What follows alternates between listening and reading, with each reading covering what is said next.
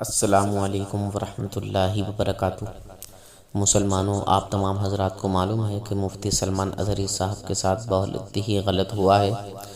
सब जगह से रिहाई मिलने के बाद फिर से किस केस में जो है उनको अंदर कर दिया गया है।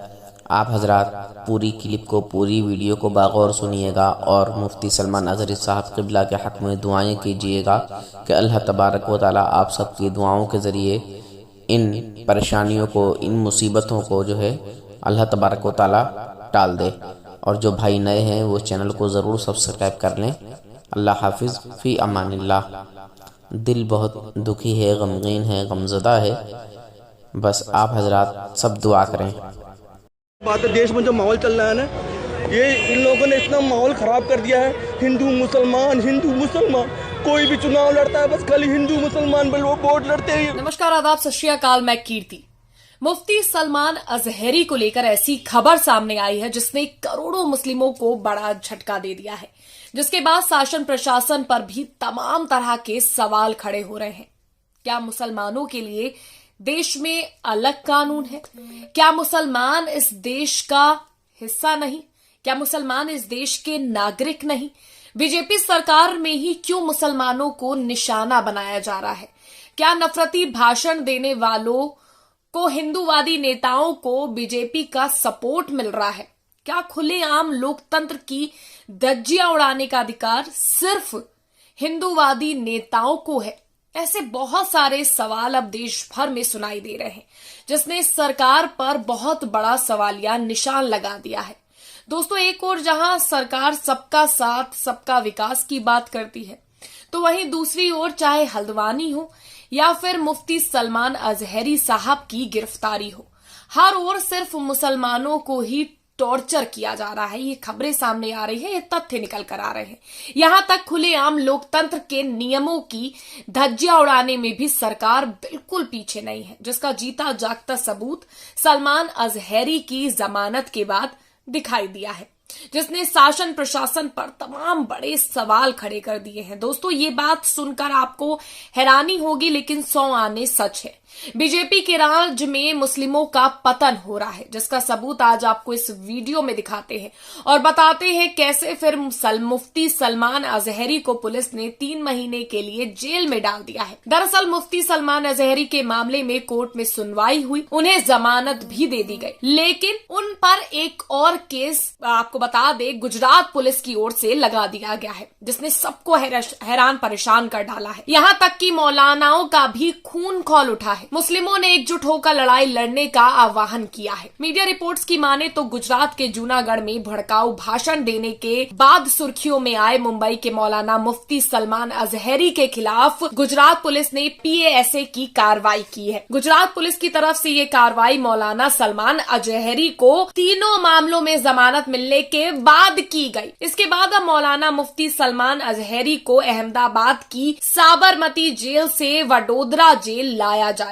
गुजरात असामाजिक गतिविधियों की रोकथाम अधिनियम PACSA 1985 प्रशासन को सार्वजनिक सुरक्षा बनाए रखने के लिए बूटलेगर्स, खतरनाक व्यक्तियों, नशीली दवाओं के अपराधियों, अनैतिक तस्करी अपराधियों और संपत्ति हड़पने वालों को निवारक हिरासत के तहत लेने की अनुमति देता है। इतना ही नहीं दोस्तों, सोचिए, जमानत के बाद ये कार्रवाई की गई, जिससे ये साफ होता है कि देश में अलग तरह के कानून है, जिसका सामना सिर्फ और सिर्फ मुसलमान कर रहे हैं। ऐसा हम नहीं, हर कोई सोशल मीडिया पर कह रहा है। खबर की माने तो गुजरात पुलिस ने मौलाना के खिलाफ ये कार्रवाई मोडासा कोर्ट द्वारा जमानत दिए जाने के बाद की। जूनागढ़ पुलिस की लोकल क्राइम ब्रांच ने जिला कलेक्ट्रेट के आदेश को दिखाते हुए मौलाना मुफ्ती सलमान अज़हरी को अरेस्ट कर लिया। LCB के इंस्पेक्टर जतिन पटेल ने कहा है कि मुफ्ती के खिलाफ ये कार्रवाई जो हो रही है, उस पर अगर हम बात करें तो कार्रवाई पास के तहत की गई है। उन्हें वडोदरा सेंट्रल जेल में रखा जाएगा। मौलाना सलमान अजहरी के खिलाफ गुजरात में कुल 3 FIR दर्ज की गई थी। मौलाना मुफ्ती सलमान अजहरी के खिलाफ पासा की कार्रवाई होने के बाद मुद्दे पर महाराष्ट्र AIMIM के नेता और पूर्व विधायक वारिस पठान ने कहा, हम कोशिश करेंगे कि वो जल्द छूट जाएंगे। पठान ने कहा कि मुफ्ती और उनके भाई लोगों से दुआ करने की अपील की है। सुनिए उन्होंने क्या कहा है। वारिस भाई, सलमान अजहरी साहब को बेल मिली फिर भी वो छूटे नहीं। हाँ, देखिए 3 केस थे गुजरात में, तीनों केस में उनको जमानत हो गई। आज उनको मोटासा की कोर्ट ने भी जमानत दे दिया। साबरमती जेल में थे, मगर अभी कुछ देर पहले ही हमारे वहाँ जो लॉयर्स है, हमारी MIM की पूरी जो टीम है, उनसे बात हुई। सलमान अजहरी साहब के भाई से भी मेरी बात हुई वहां पर, तो उन्होंने बताया कि वारिस भाई इनको बेल तो हो गई, मगर वहां से फिर कलेक्टर का एक ऑर्डर आया है जिसमें उनको Gujarat prevention of anti social activities act, पासा एक्ट के तहत पे उनको डिटेंशन का ऑर्डर दिया है। अब उनको शायद साबरमती जेल से बड़ौदा लेके जाया जाएगा, ऐसी मुझे जानकारी वहां से मिली है। तो हमारी टीम वहां पर है, लॉयर्स भी है। अब देखते हैं क्या होता है, जो भी कानूनी प्रतिक्रिया होगी वो करेंगे और इंशाल्लाह हमको यकीन है कि वो जल्द से जल्द रिहा हो जाएंगे।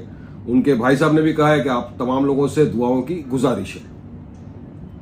सुना आपने, सीधे सीधे AIMIM प्रवक्ता वारिस पठान साहब ने आरोप लगाया है कि गुजरात पुलिस सलमान अजहरी साहब के खिलाफ गलत तरीके से कार्रवाई कर रही है। और ये सच भी कहा जा रहा है, क्योंकि जैसे ही जमानत मिली वैसे ही उन्हें गिरफ्तार कर लिया गया, जिसके बाद सोशल मीडिया पर भी लोगों का गुस्सा देखने को मिला है, जिसने सबको हैरान कर दिया है। एक पत्रकार ने ट्वीट करते हुए लिखा है कि जब सत्ता और प्रशासन मिलकर किसी व्यक्ति को प्रताड़ित करने का इरादा कर ले तो कानूनी तौर पर किस कदर खेल हो सकता है, इसको आप मुफ्ती सलमान अजहरी साहब के केस से बखूबी समझ सकते हैं। उनके केस में पहले तो उनको एक जगह केस करके मुंबई से गिरफ्तार किया गया, फिर जब पहले केस में जमानत मिली दूसरी जगह पर FIR करके गिरफ्तार किया गया, जब दूसरी जगह जमानत मिली तो तीसरी जगह FIR करके गिरफ्तार किया गया। जब आखिरकार आज मोडासा से भी उनको जमानत मिल गई तो जूनागढ़ के कलेक्टर ने उनकी अपनी उस शक्ति का प्रयोग किया जिसके बारे में अधिकतर लोगों को मालूम तक नहीं है। कलेक्टर महोदय ने PASA कानून के तहत मुफ्ती सलमान अजहरी को रिहा होने से पहले ही दोबारा गिरफ्तार करवा दिया। अब इस एक्ट के तहत उनका कम से कम 3 महीने से लेकर साल भर तक जेल में रहना तय है। कितने कानूनी गहनता के साथ मुफ्ती सलमान अजहरी को गिरफ्तार कर गुजरात प्रशासन ने बैक टू बैक कानूनी शिकंजे में लिया गया। अब PSA जो एक्ट के डिटेल से समझ सकते हैं, पासा में किसी भी व्यक्ति को गिरफ्तार करने से पहले उसके खिलाफ IPC सहित अन्य एक्ट में 3 मामले दर्ज होने चाहिए। इसके बाद थाना इंचार्ज कलेक्टर के पास अप्रूवल के लिए फाइल भेजता है, वहां से संतुष्टि मिलने के बाद आरोपी को पासा के तहत गिरफ्तार किया जाता है। सोचिए, जिस पासा कानून के तहत खतरनाक अपराधियों, अवैध शराब बेचने वाले, नशे के अपराधियों, यातायात कानून को तोड़ने वाले और संपत्ति हड़पने वालों की ओर से की जाने वाली असामाजिक और खतरनाक गतिविधियों को रोकने के लिए उन्हें एहतियातन हिरासत में लेने का प्रावधान है, उसको मुफ्ती सलमान अजहरी साहब पर इस्तेमाल किया जा रहा है। यानी कि अब वो भी कानून लगा दिया जा रहा है। अब आप खुद समझ लीजिए कि सत्ता के नशे में चूर सरकार जब प्रशासनिक तौर पर किसी व्यक्ति या समुदाय को प्रताड़ित करने पर उतारू होती है तो कानून का किस प्रकार दुरुपयोग करती है, उसके लिए मुफ्ती सलमान अजहरी के केस से बेहतर मिसाल कोई नहीं हो सकती। ये आपके सामने है। एक और यूजर ने इसी मामले पर ट्वीट करते हुए लिखा है कि प्रताड़ित क्यों किया जा रहा है, मुसलमानों की वजह से जो एक मुफ्ती को रिहा नहीं करा सकते, बेहद अफसोस की बात है। उनसे हजारों गुना ज्यादा नफरती भाषण दिए जा चुके हैं, मारने काटने की बात की गई। क्या हुआ, गिरफ्तार होने के कुछ ही घंटे के अंदर रिहा हो गए लोग, सड़क पर उतर आए, छुड़ा के ले गए। लेकिन मुफ्ती अजहरी के बयान के बाद उन पर लगातार बैक टू बैक शिकंजा कसा जा रहा है। अब सच आपके सामने है। सोचिए कि किस तरह से कानूनी भेदभाव भी नजर आ रहा है। एक और जहां बीजेपी सरकार में ही कई हिंदूवादी नेता खुलेआम नफरत भरे भाषण देते हैं, यहां तक कि सरकार के सामने ही उल्टा सीधा बोलते हैं, लेकिन पुलिस हाथ पर हाथ रखकर बैठी रहती है। वहीं दूसरी ओर अगर कोई मुस्लिम कुछ भी बोल दे तो उसे कई महीनों के लिए जेल में भेज दिया जाता है। अब आप बताइए, क्या इस देश में मुसलमानों को एक तरफा निशाना नहीं बनाया जा रहा? इस बारे में आप क्या सोचते हैं? कमेंट्स करके जरूर बताइएगा। वीडियो को लाइक और शेयर करना, और चैनल पर नए हैं तो चैनल को सब्सक्राइब करना मत भूलिएगा।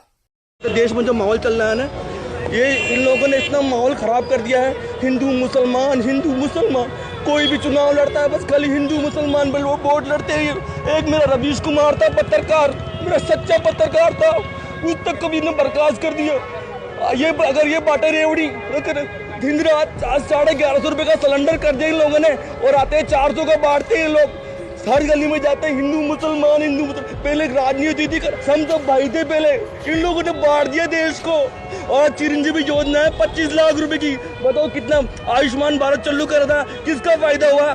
मेरे दोस्त का एक हाथ टूट गया था, 3 लाख रुपए का था, है ना। कितना बढ़िया काम किया। 1000 रुपए का जो पेंशन थी वो कितना बढ़िया काम किया। हम लोगों को फायदा हो उससे। हमारे 200 यूनिट बिजली की, ये तो इन्होंने बांट दिया देश को, कुछ भी नहीं है। तपती नोक पर रख दिया देश को, और जो बोलता है उसको जेल में डालते हैं लोग। और दिन रात झूठ, हिंदू मुसलमान, गाय के नाम पे मारना, हर नाम पे। अरे ये भी इंसान है, ये भी मेरा भाई है। पहले जो हम साथ रहते थे, आज इतनी नफरत क्यों फैलाई लोगों ने? बता दे, मैं एक ही पत्रकार था, दिन रात 5 बजे आएंगे, हिंदू मुसलमान, इसके अलावा कुछ भी नहीं करते। मेरा सच्चा पत्रकार था रवीश कुमार, उससे बड़े कर रहा है यूट्यूब पे बस उससे। और आपसे मुझे देख के बहुत खुशी हुई। बस ये महंगाई हुई, जब 300 का सिलेंडर लेके स्मृति ईरानी घूमती थी, जब ये कहाँ गए थे? जब 60 रुपए का मोदी जी ने वादा किया था कि पेट्रोल दूंगा, कहाँ गए थे?